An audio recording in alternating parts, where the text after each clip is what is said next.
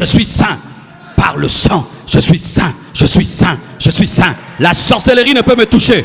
La sorcellerie ne peut me toucher. Pourquoi? Je suis couvert par le sang. Sorcier, vous ne pouvez me toucher. Je n'ai plus le sang des Bayaka. Je n'ai plus le sang des Basakata. Alléluia. Tu dois confesser. Tu dois déclarer. Tu dois parler. Comment s'approprier le sang de Jésus-Christ? Il faut proclamer, confesser, déclarer. Il faut dire ce que Dieu dit. Même si tu ne le sens pas, tu le dis.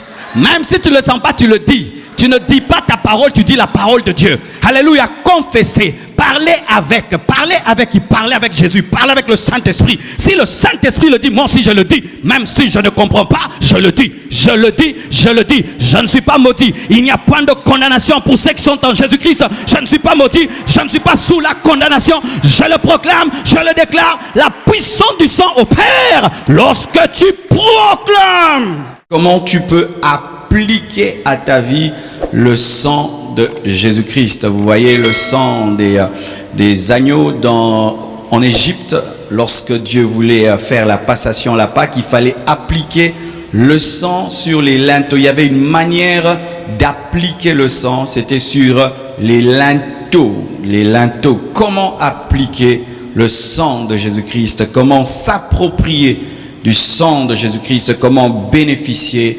pleinement du sang de Jésus-Christ? Alléluia.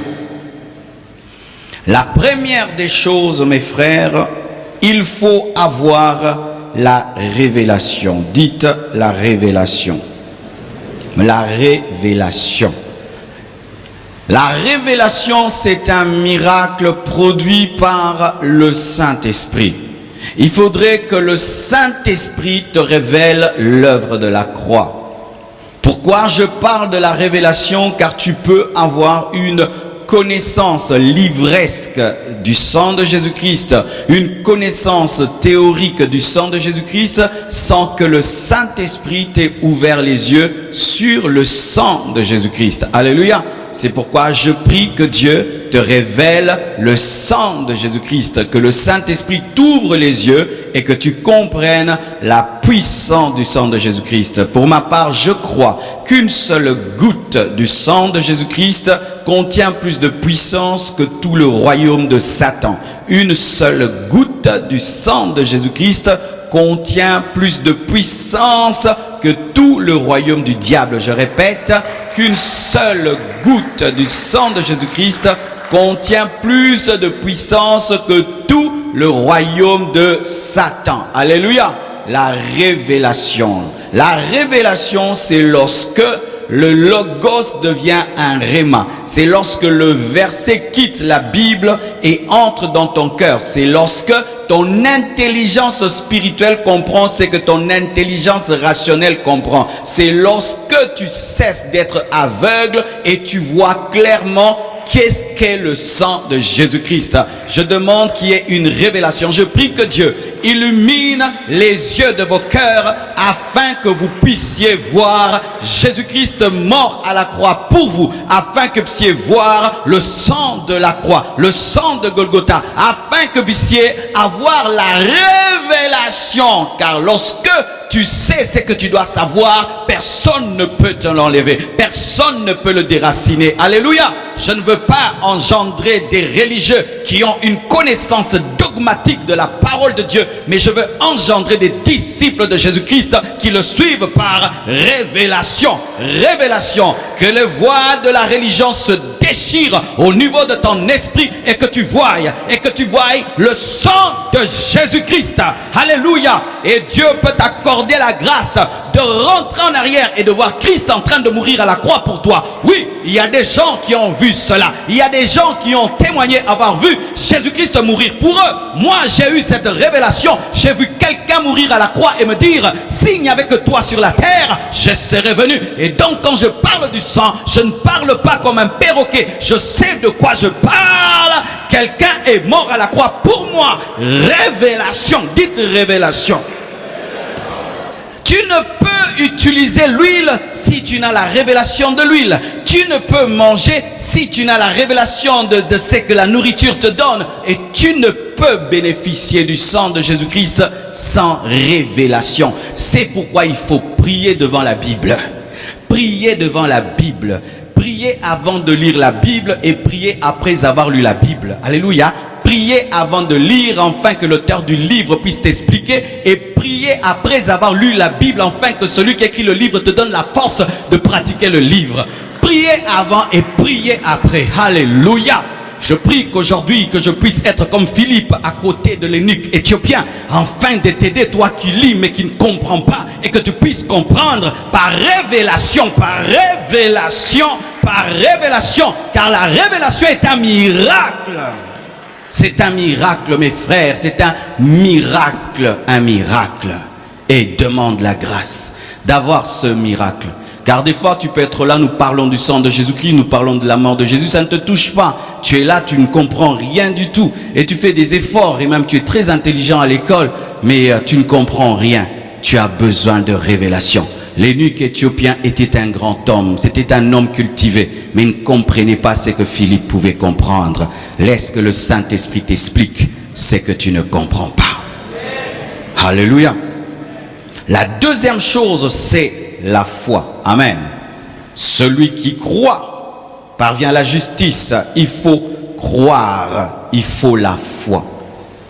Il faut croire que le sang de Jésus-Christ est puissant. Qui croit que le sang de Jésus-Christ est puissant?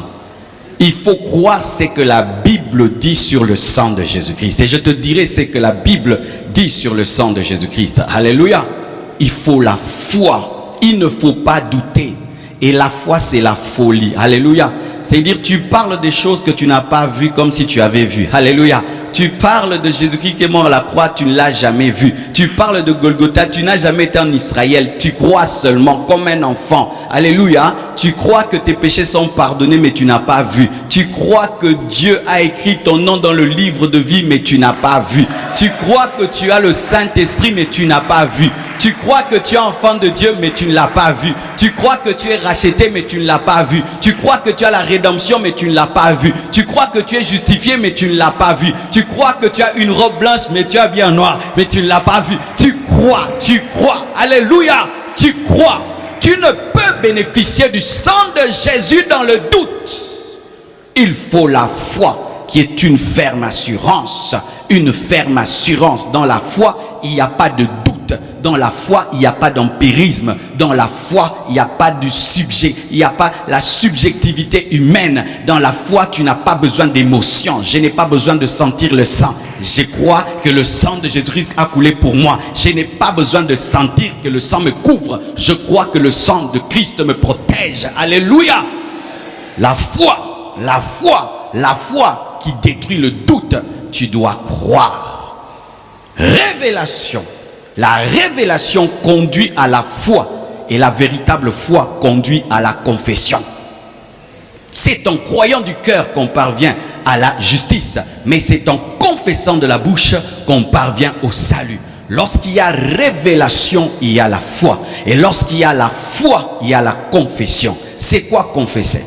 La première définition de la confession qu'on donne souvent, c'est avouer ses péchés. Je ne parle pas de cette confession-là, avouer ses péchés, parce que la Bible parle de la belle confession. La belle confession, c'est quoi? C'est dire ce que tu crois.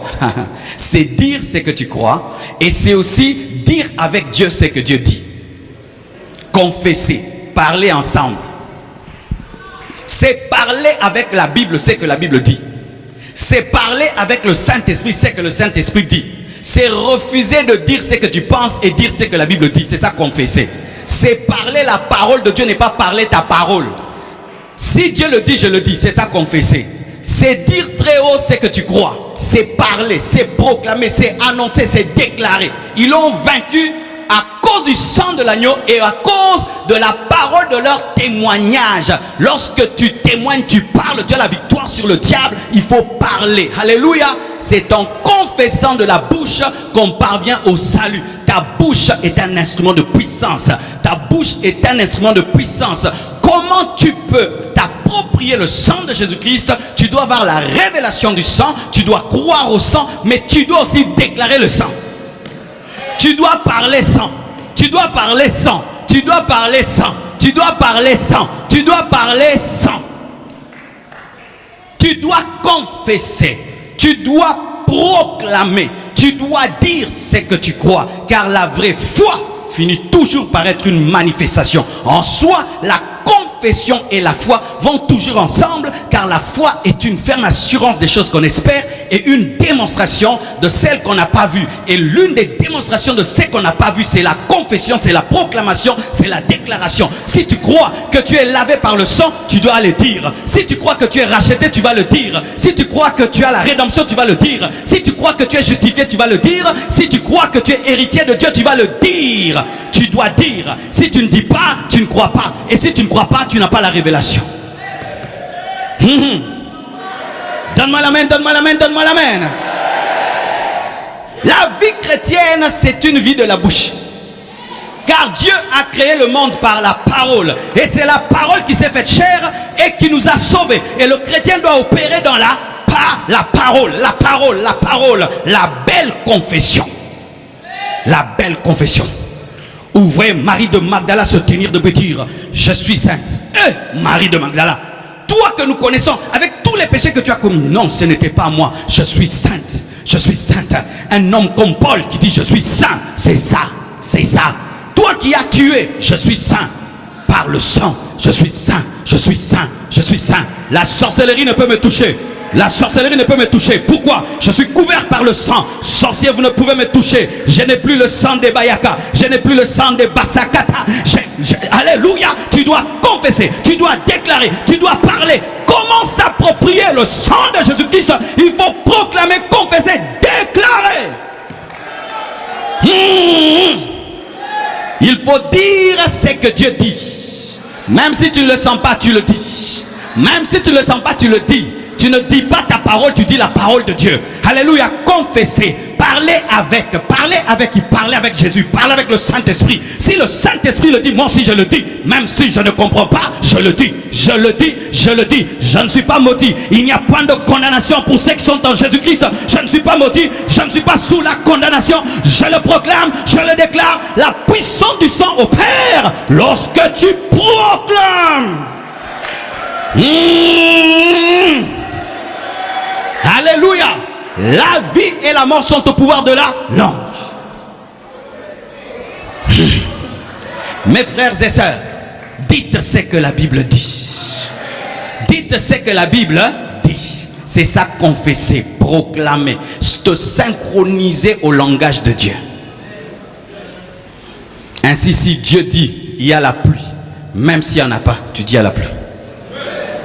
Ainsi, malgré que tu as un mauvais témoignage, tu te convertis, tu crois en Jésus-Christ, Dieu te dit tu es saint, tu es saint.